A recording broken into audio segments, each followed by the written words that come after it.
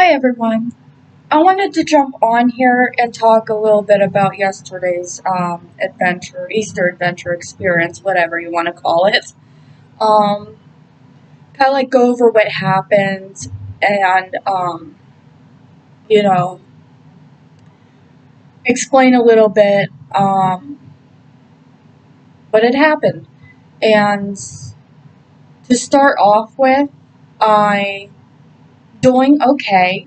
Okay. Um, as of the moment, I am doing okay.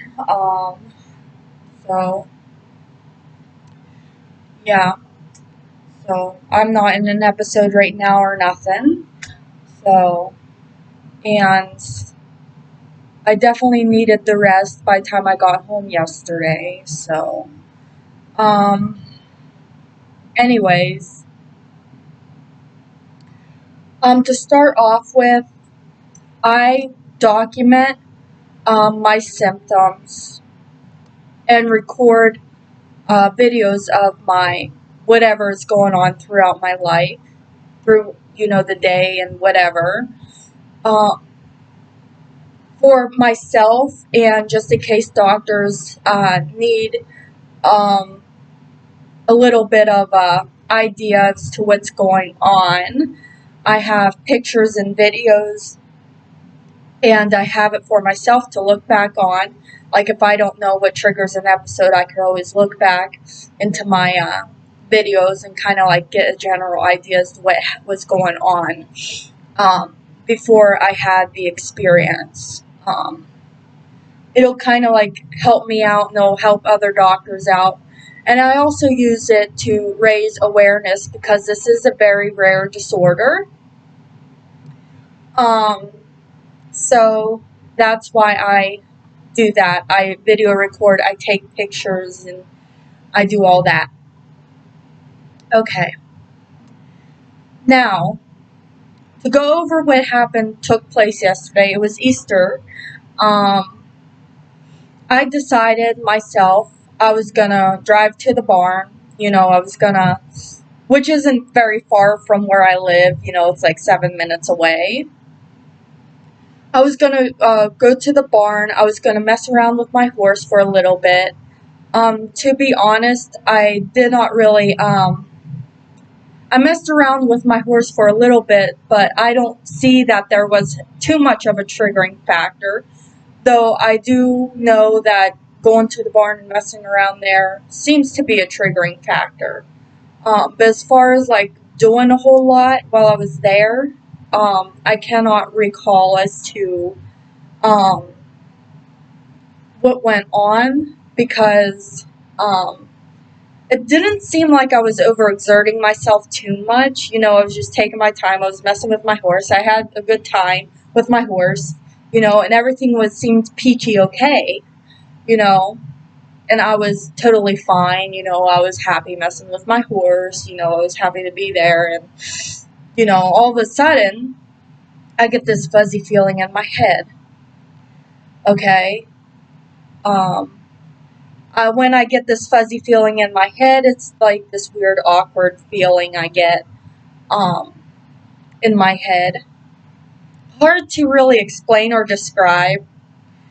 I'm going to just go over what it feels like to have an episode real quick as I explain what happened yesterday.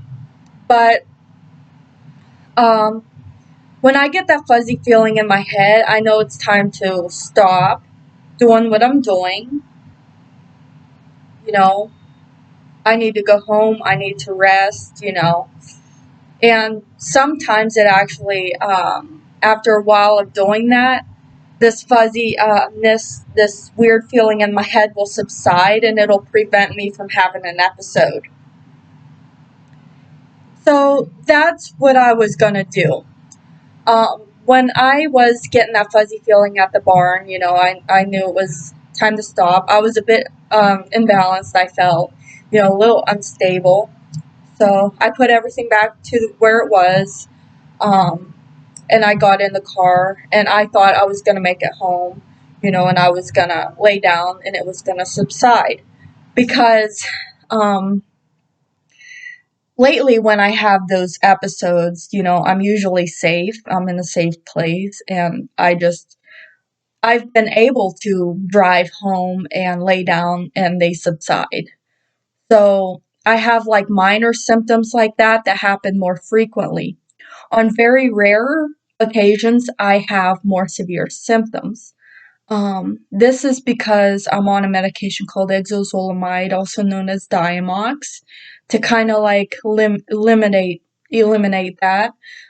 It by no means takes it all away, like I have explained. Um, on rare occasions, I do have, a more severe episode. I have minor ones on more frequent occasions. So I was not expecting yesterday's episode to be a huge event like it was. Um, so as I was driving home, I suddenly I was starting to feel the vertigo come on, and I was starting to have visual disturbance. My vision was going out, and it was getting real blurred, and I couldn't see anything in front of me. I pulled over as soon as this happened. I managed to pull over. There was no one, there was someone behind me, but they were a good distance away. There was no one in front of me passing me either.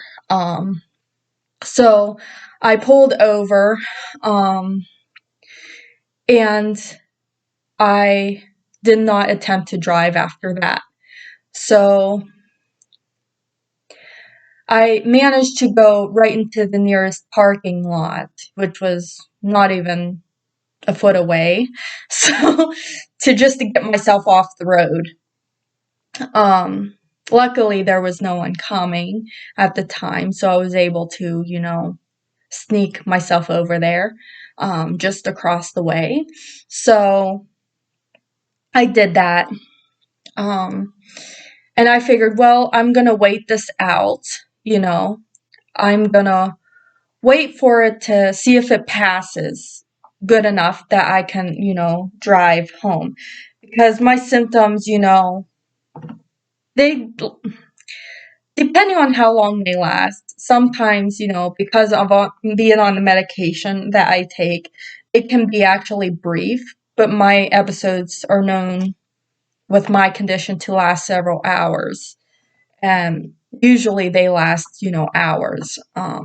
But I attempted to, I just figured, I'm gonna wait this out. So I was waiting there a while. Well, an hour passes. I was not feeling better. I started vomiting. Um, and I was really dizzy. Visually, I couldn't make out as to where I was. Like, I couldn't, visually focus on the big print, across the way on the building, across the, road. So, trying to tell, uh, my fiance and and after I called 911, exactly where I was not easy. But they came, and well, the police got there, the cop got there, and kind of like waited with me until the ambulance showed up after I called 911. By that time, I figured it was time to call someone because, I've been waiting there an hour and it's not passing, and I didn't really have, it was Easter and I didn't want to bother anyone. I didn't really have a ride home. So I figured, I would call 911 and be taken out of there, because, it was Easter and, I didn't know who else to call at the time. My fiance was working. So, with that being said, I was the one that had the car because we only had one car. So, let's see. By that time, you know, before calling the ambulance, I was getting overheated. The sun was beating down on me and I felt really hot. I was in the car blasting air conditioning. and that didn't help whatsoever. So I knew it was time to call. I didn't want to get overheated and make my condition a lot worse. So I got in the ambulance, and we went to the hospital. Luckily, I was able to successfully walk myself in. I didn't seem to have too much of an issue at that time. Um, I still felt extremely dizzy in the ambulance. Um, by the time I got to the hospital, they did a bunch of blood work. They took my temperature, etc., etc. They did an EKG of my heart, the basic stuff. Well, my blood cell count is elevated, and it was more elevated than my last hospital visit, which I told you about. You know, it was an extremely awful hospital experience. At the other hospital the last time, I was basically disregarded, but um, my white blood cell count was was a little bit worse this time, and high. Um, so they thought I might have had a urinary tract infection or something like that. So we did a urinalysis. Well, that came back normal. You know, I find that I'm a little bit dehydrated. I don't know if it was from throwing up or and being in the sun for an hour without anything to drink, but I was a bit dehydrated. They gave me IV fluids, and they gave me medicine through my IV in the arm for my nausea and vomiting, and they gave me a couple pills for my vertigo, my dizziness I was having. So that seemed to help. Ironically, they did more there for my dizziness than the last time at the other hospital, whatever. But they seemed to they did more for me as far as my symptoms go. As far as figuring out, you know, the high white blood cell count, no one can figure out what's the cause of my high white blood cell count.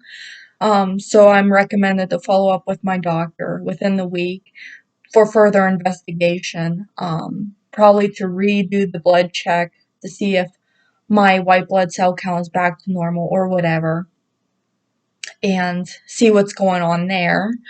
Um, so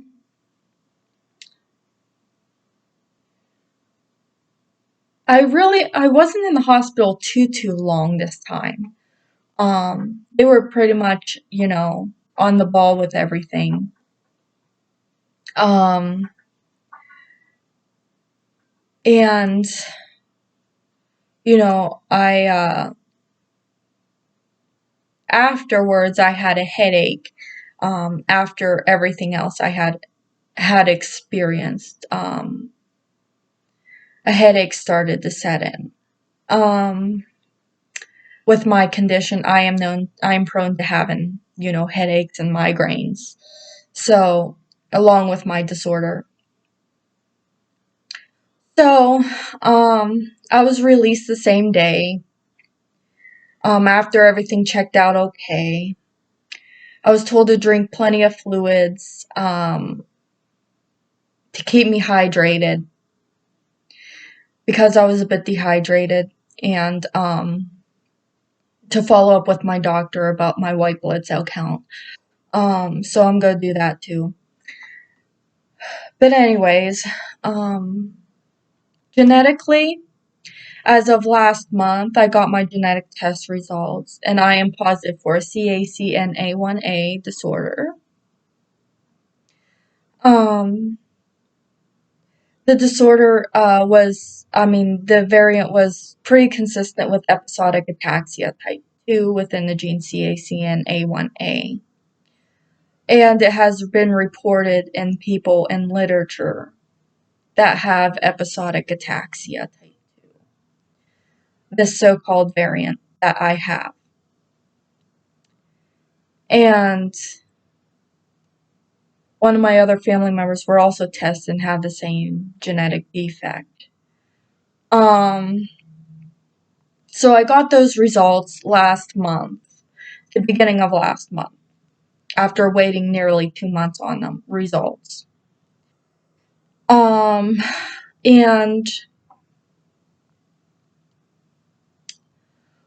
since then I have learned a lot about the CACNA1A disorders.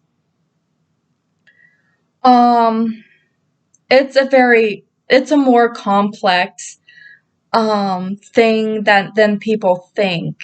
You know, people look at me and they know my diagnosis. Well, I have episodic ataxia type 2. But they don't realize that I can have these other symptoms associated with the CACNA1A disorders that, you know, are responsible for causing other types of disorders. So there is a significant overlap in the symptoms of CACNA1A disorders. For instance, a person with episodic ataxia type 2 can also have hemiplegic migraine type 1 symptoms, okay? From having the CACNA1A variant, rather than them being totally separate, independent diagnoses. You know, they can have a diagnosis of episodic ataxia type 2 and then maybe at random have a hemiplegic migraine episode or things like that.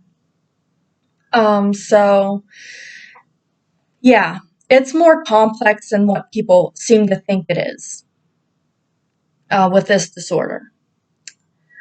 So, what is hemiplegic migraine type 1? It's associated with the gene CACNA1A, and the symptoms that I experienced during, you know, yesterday's adventure experience, whatever you want to call it, were very consistent with hemiplegic migraine type 1 symptoms, even when I have a diagnosis of episodic ataxia type 2. So, with the visual disturbances, the aura I get before the onset of symptoms like that is very consistent with hemiplegic migraine. Rather than, and some people with episodic ataxia type 2 can experience paralysis on one side of the body as well, which is known to be involved in hemiplegic migraine type 1. So they can share very much the same symptoms, and be like somewhat similar or the same thing. But anyways, it basically is that it's a headache. Before the headache, you have an aura, visual disturbances, paralysis. You can have paralysis on one side of the body. You can have slurred speech, inability to speak.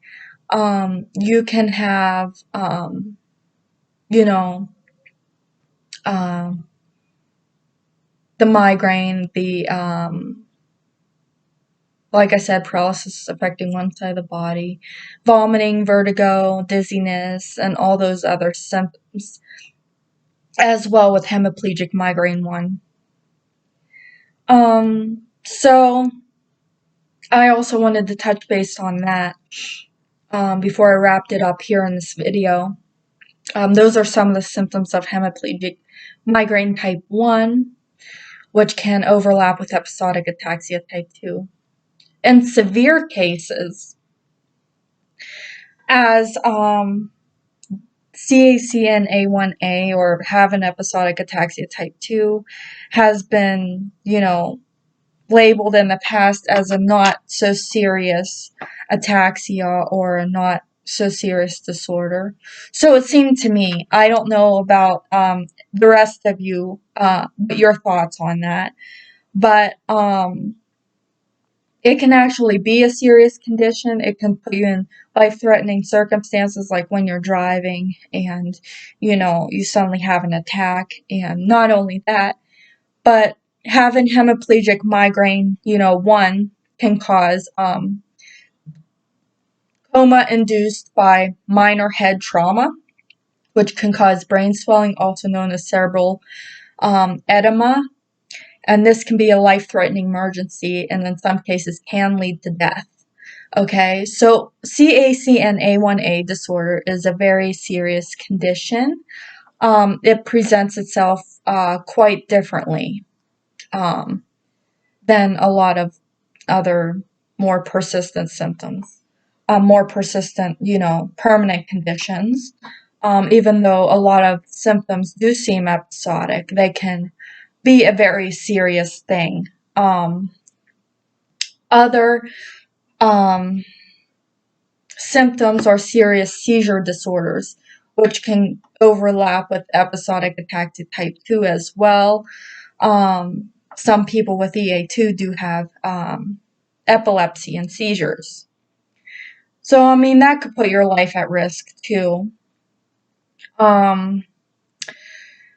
You know, and things like that. But other manifestations, a person with CACNA1A disorder and episodic ataxia type 2 associated with the gene, are developmental delays, intellectual disability, autism spectrum disorders, cognitive impairment, and things like that as well. So, I mean, some individuals have episodic symptoms with this gene, and their disorder CACNA1A. Some have more permanent symptoms as well, such as maybe congenital ataxia, or some individuals, which the gene is also responsible for spinocerebellar ataxia type 6, which is an adult onset, slowly progressive ataxia of incoordination and balance issues, among other related neurological symptoms. So, with that being said, that's what I wanted to cover today about what went on, my experience of everything that took place. I got home yesterday. I'm doing fine. I definitely had to rest. I was exhausted after everything that happened. We had to go pick the car up and all this other stuff. And yeah, that was my Easter adventure yesterday, and it wasn't exactly what I had planned on being. So, anyways, I hope you all have a good day, and I'll see you next time. Bye now.